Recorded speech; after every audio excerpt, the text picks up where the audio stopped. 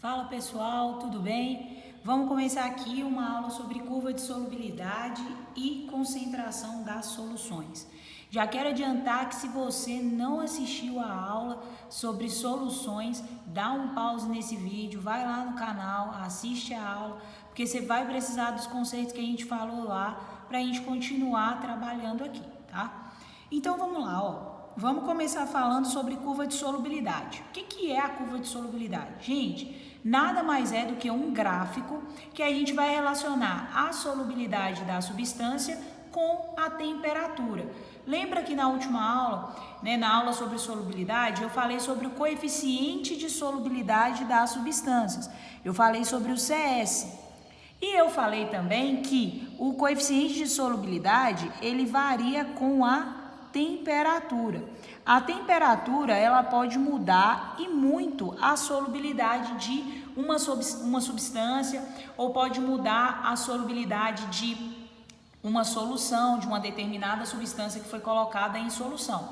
Então, a gente precisa, de olhar o parâmetro temperatura para a gente poder determinar algumas questões sobre a curva de solubilidade. Então, a primeira coisa que a gente vai ver aqui, num gráfico de curva de solubilidade, no eixo Y, a gente sempre vai ter a solubilidade da substância. Essa solubilidade geralmente é dada em gramas de soluto por gramas de solvente ou ml de solvente. Então, geralmente você vai achar assim, por exemplo, gramas de soluto. Então, vamos imaginar que o meu soluto é NaCl. Então, gramas de NaCl por 100 gramas de água, que é o solvente. Então, o que eu estou dizendo? Eu estou dizendo que nesse eixo Y aqui, eu vou ter a minha solubilidade. O meu coeficiente de solubilidade vai estar aqui nesse eixo Y. E esse coeficiente de solubilidade vai estar atrelado à temperatura. O eixo X do gráfico é sempre de temperatura. Por quê? Porque a gente está analisando a solubilidade da substância em relação à temperatura que ela está. Então, se o meu corpo está em determinada temperatura, ele vai ter um coeficiente de solubilidade. Se ele está em outra temperatura, ele vai ter outro coeficiente de solubilidade. E aí, observa que eu coloquei aqui 3 gráficos diferentes. O que eu quero mostrar com esse gráfico? Exatamente como a minha curva de solubilidade ela pode ser alterada pela temperatura. O que esse primeiro gráfico aqui está mostrando para a gente? Que à medida que a temperatura aumenta, a solubilidade da substância também está aumentando. Então, eu tenho aqui o que eu chamo de dissolução endotérmica. Então, eu sei que a minha dissolução ela vai ser endotérmica quando eu tenho um aumento de solubilidade pelo fato de eu ter aumentado a temperatura. Então, eu aumentei a temperatura, aumentei a solubilidade da minha substância. Onde que a gente consegue ver isso? Leite com Toddy. Se você pega lá o leite com Toddy, você coloca 3 colheres do Toddy em 200 ml de água. Você vai misturar, você vai ver que sua solução vai ficar super saturada. E que se você deixar ela em repouso, decantando, vai formar o corpo de fundo, Vai ficar aquela crostazinha no fundo do copo. Se você quer acabar com aquela crostazinha, o que você pode fazer? Pega o seu copo de leite, bota ele 30 segundinhos no micro-ondas. Quando ele sair do micro-ondas, não tem corpo de fundo mais. Todo o Toddy vai ter solubilizado. Por quê? Porque a dissolução do Toddy ela é endotérmica. Se você aumenta a temperatura do sistema, você aumenta a solubilidade. Então, aquele Toddy que não tinha sido solubilizado ainda, com o aumento da temperatura ele vai solubilizar. A gente sempre faz a leitura desse gráfico, gente, analisando a temperatura. Então, por exemplo, vamos imaginar aqui, na temperatura de 10 graus Celsius, eu tenho uma solubilidade que é igual a 20. 20 o quê? 20 gramas de NaCl em 100 gramas de água. Essa ideia aqui vai ajudar a gente a montar a regra de 3 na hora de resolver os exercícios. Porque, por exemplo, você pega lá, o exercício te fala que é para você comparar quanto de precipitado vai se formar ou quanto de precipitado não vai se formar quando um corpo passa de 10 graus Celsius para 60 graus Celsius. 60 graus Celsius. Vamos supor que a 60 graus Celsius, o coeficiente dele é de 80 gramas. Então, você pode fazer a regra de 3, 10 graus Celsius. Aí você vai lá. 60 graus Celsius, você tem 80. Então, 80 gramas de NaCl para 100 gramas de água. Se eu for para 10 graus Celsius, eu só vou conseguir solubilizar 20. Então, 20 gramas de NaCl vão precisar de X gramas de água para eu poder conseguir solubilizar, ok? Então, eu consigo fazer esse parâmetro. A gente consegue montar vários tipos de regra de 3, analisando exatamente o coeficiente de solubilidade da solução. Agora, esse segundo gráfico aqui é diferente, ó. O que aconteceu? À medida em que a minha temperatura aumentou, a minha solubilidade diminuiu. Então, quer dizer que essa dissolução aqui, ela é uma dissolução que é exotérmica. O que iria favorecer essa dissolução? Se eu reduzisse a temperatura, a solubilidade ia aumentar. Só que como eu aumentei a temperatura, a solubilidade diminuiu. Então, quer dizer que é uma dissolução exotérmica. É uma dissolução que não é favorecida pelo aumento de temperatura, ok? Quanto maior for a minha temperatura aqui, nesse caso, menor está sendo a minha solubilidade. E aqui do lado eu tenho um gráfico que a minha reta está sendo pouco alterada pela variação de temperatura. Nesse caso aqui, eu digo que a minha solubilidade, ela é pouco afetada. Solubilidade pouco afetada. O que seria isso? Mesmo que você aumente a temperatura do corpo, a solubilidade dele não altera muito. Pode ter uma oscilação muito pouca, mas não é a temperatura que vai mudar efetivamente a solubilidade daquela substância. A temperatura não vai influenciar de forma direta a solubilidade daquela substância. Então, essas curvas de solubilidade, elas servem para a gente entender como que ocorre a dissolução da substância e também para a gente achar qual é o coeficiente de solubilidade da minha substância em determinada temperatura. Se o exercício te fala lá, ache qual é o coeficiente de solubilidade a 60 graus Celsius, qual é a solubilidade do NaCl? Você vem aqui, ó, a 60 graus Celsius, a solubilidade dele é 80. 80 é o quê? 80 gramas de NaCl para 100 gramas de água. Então, você consegue achar seu coeficiente de solubilidade em função da temperatura. Além disso, a gente consegue fazer mais coisas, a gente consegue classificar. Vamos imaginar que eu peguei uma temperatura aqui de 20 graus Celsius e eu quero saber, coloquei aqui, marquei 3 pontos, ó, ponto A, ponto B e ponto Y. Eles estão todos na temperatura de 20 graus Celsius e eu quero classificar a minha solução. Se a minha solução estiver no ponto B, se eu tiver colocado aqui essa determinada quantidade de soluto, como que a minha solução vai estar? Saturada, insaturada, supersaturada?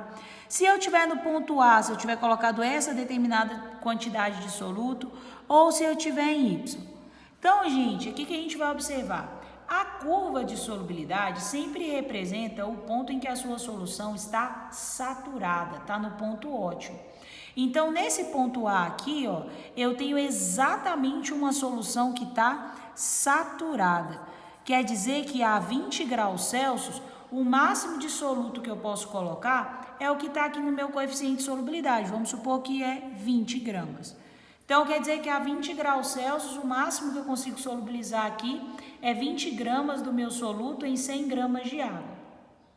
Só que aí, olha só o ponto B. O ponto B está abaixo do 20. Vamos supor que o ponto B está no 5. Então, quer dizer que ele está abaixo da curva. Pontos abaixo da curva indica que a minha solução está insaturada. Por quê? Eu estou colocando menos soluto do que eu consigo para aquela temperatura ali. O ideal para essa temperatura de 20 graus Celsius é uma quantidade de soluto idêntica ao ponto A. Mas se eu coloquei menos, então a minha solução está insaturada.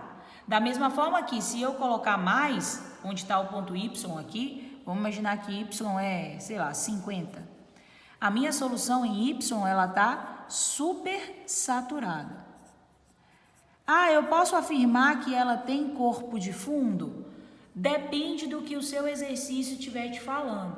O que você pode afirmar que, por enquanto, é que ela está supersaturada, é que ela tem mais quantidade de soluto do que aquela quantidade de solvente consegue solubilizar a 20 graus Celsius. Mas não necessariamente ela já formou o corpo de fundo.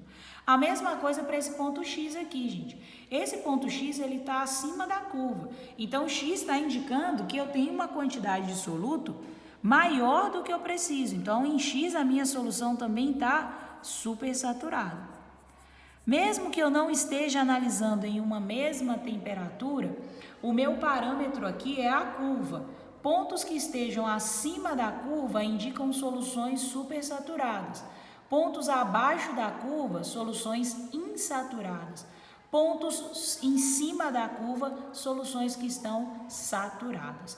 Lembrando que pelo aspecto desse gráfico, essa dissolução aqui ela é endotérmica. Eu aumentei a temperatura, aumentei na solubilidade da minha substância, ok? Da mesma forma que a gente está trabalhando aqui com a dissolução, né, de sólidos em líquidos, coloquei um soluto em determinado solvente, a gente também pode analisar a solubilidade dos gases. Gente, como que ocorre a solubilidade de um gás? Vamos imaginar aqui essa situação que eu coloquei. Aqui eu tenho um gás. O que a gente sabe que o gás tem? Alto valor de entalpia. A energia dos gases é muito alta. Então, o gás aqui, enquanto ele está liberado, ele tem muita energia. Aí, o que esse gás faz? Ele vem, puf, entra aqui dentro do líquido. Entrou o gás aqui.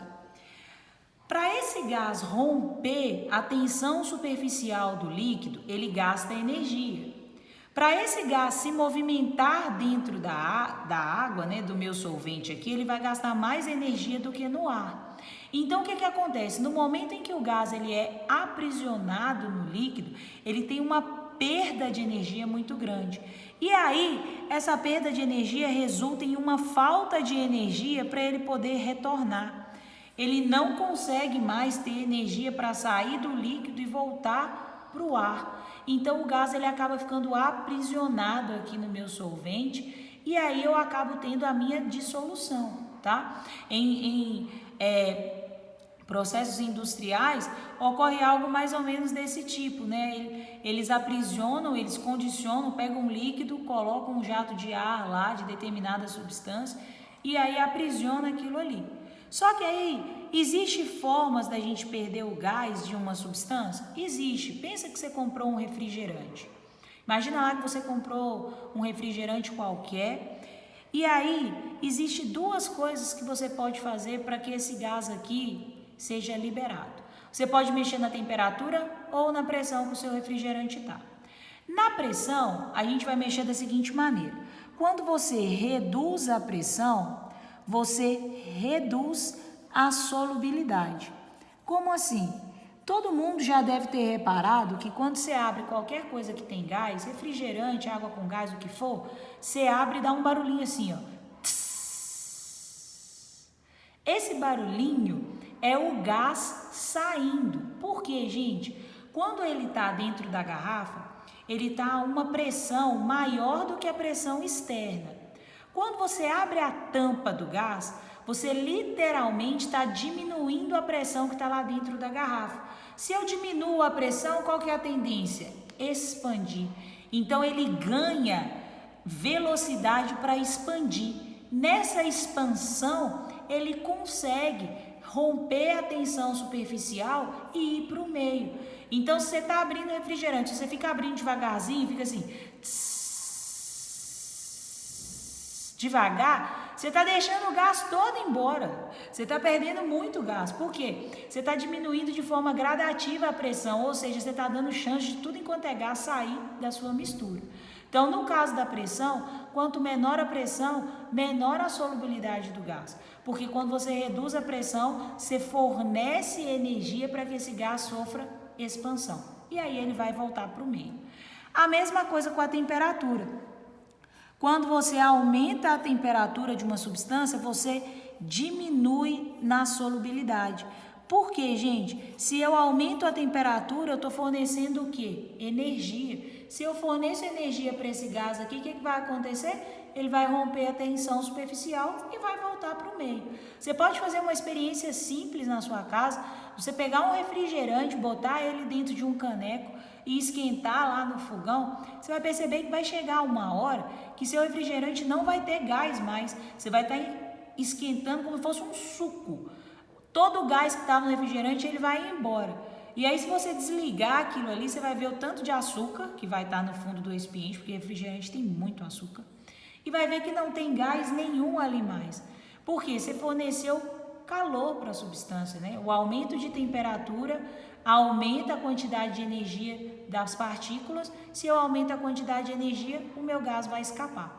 Então, necessariamente, a solubilidade dos gases em líquidos, ela é alterada pela temperatura e pela pressão. Se você quer manter o seu gás lá dentro do seu líquido, dissolvido no seu líquido, você precisa manter ele a uma alta pressão e a uma temperatura que não seja o suficiente para ele ter energia e escapar.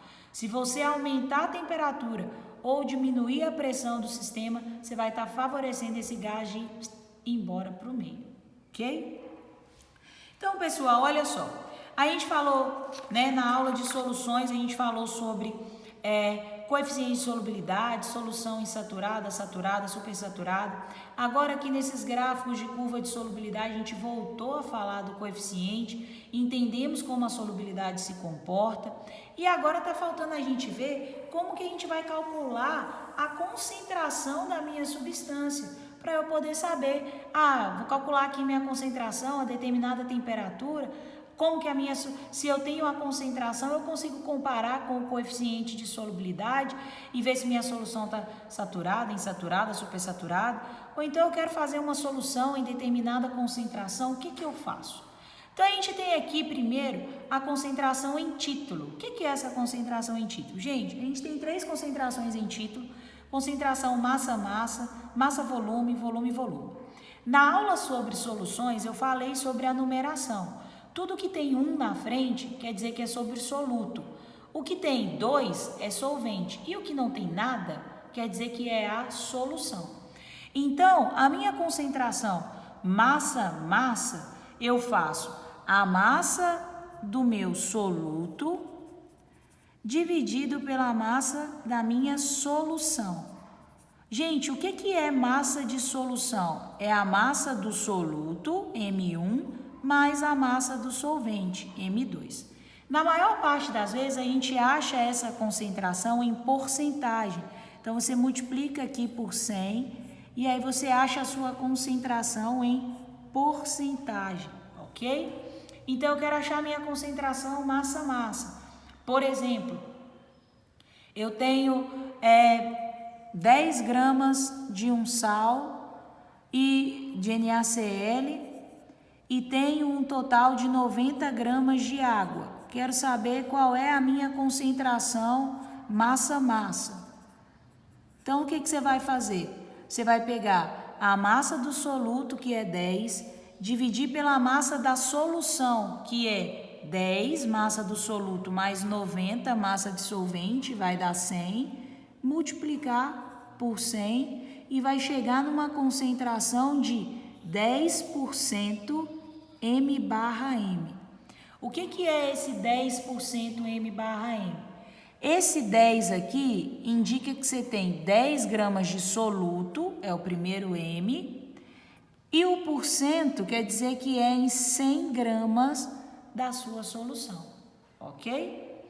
A mesma coisa para a concentração MV, massa-volume. Essa concentração aqui, quem usa soro fisiológico está acostumado a ver. A concentração do soro fisiológico é 0,9 de NaCl, né? 0,9 mV de NaCl.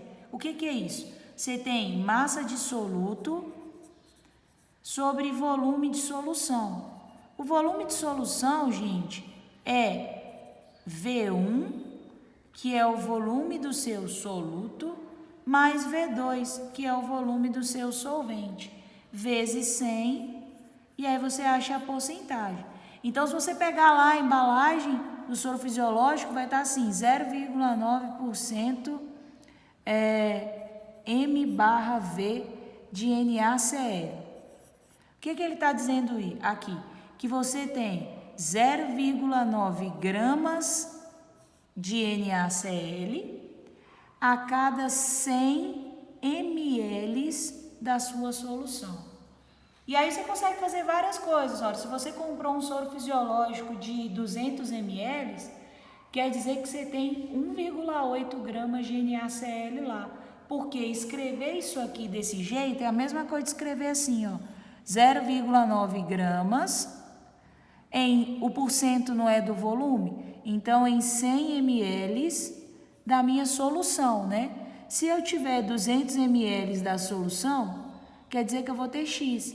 X aqui, 1,8 gramas de NaCl.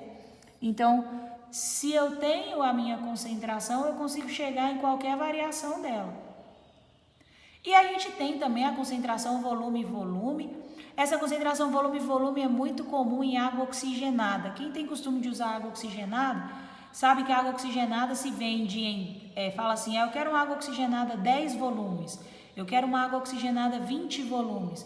O que é esse 10 volumes ou esse 20 volumes? É essa concentração aqui, ó, VV. O V1 é o volume do seu soluto e o V é o volume da sua solução. Então, você está fazendo V1 sobre V1 mais V2 e multiplicando por 100.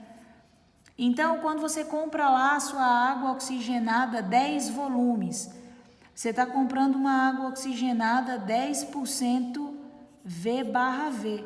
Significa que você tem 10 ml do seu soluto, que é o peróxido de hidrogênio, H2O2, a cada 100 ml da sua solução, ok? E aí você consegue fazer a mesma proporção, tipo, se para cada 100 ml eu tenho 10 ml de água oxigenada, se eu tiver 200 ml de solução, eu vou ter X de água oxigenada. A gente consegue fazer essas referências em regra de 3, tá? Então, gente, essas 3 concentrações aqui são chamadas de concentrações em título ou concentrações percentuais. Aí a gente tem outras concentrações. A gente tem a concentração em ppm, que significa parte por milhão. Essa concentração em ppm, a gente pode ter em massa ou em volume, tá? Em massa, o que a gente tem que ter? A massa do seu soluto, ela tem que estar 1 milhão de unidades de diferença da massa da sua solução.